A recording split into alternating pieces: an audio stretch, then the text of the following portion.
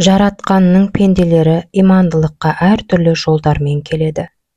Бір адамдар туылғаннан иманды, енді біреудің басына таяқ тигенде, теперіш көргенде Тәңірісі есіне түседі.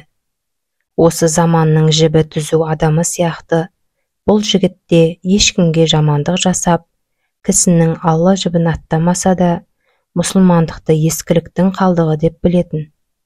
Дін парыздарын салт жоралғы сияқты қабылдап, Құран оқу, намаз оқу, ораза ұстау дегенді үлкендерден қалған дәстүр сынды көретін еді.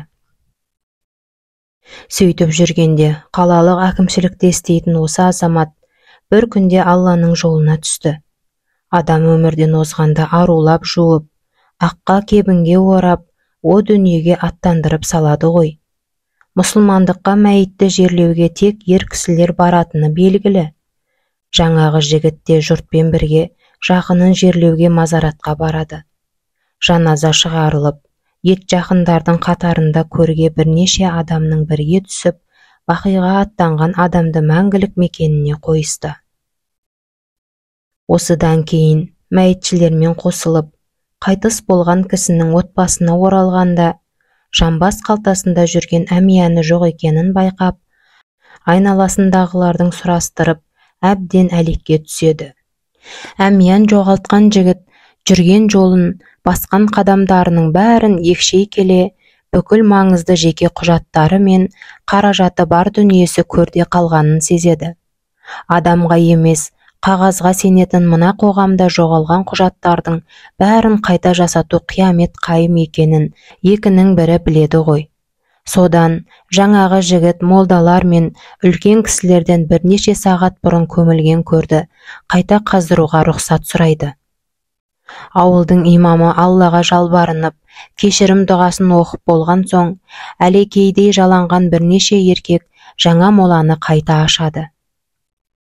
Әрине, бала кезімізде осыған ұқсас оқиғаларды әрқайсымыз да естіп өстік. Бір жаратқан иенің бар екенін, әр үйдегі иманы бар үлкендер ұдайы айтып отырады.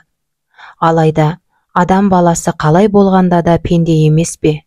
Басқа түспей, көзбен көрмей, Алланың бар екеніне күмән келтіруін қоймақ емес. Сонымен, әлгі жігітпен қосылып қабір қазғандар, адам айтса нанғысыз сәтке куә болыпты. Бірнеше сағат бұрын қабірге қойылған мәйіттің үйін қайта ашқанда жерленген адам отыр дейді. Қолында ағаш кісен бар. Бір топ адам мұны көргенде төбе шаштары тік тұрса да, тілдерін кәлимаға келтіріп, Құрандарын тоқтатпай оқып отырған мәйітті қайта орнына жатқызғанда, қолындағы ағаш кісен жоқ болып кетеді.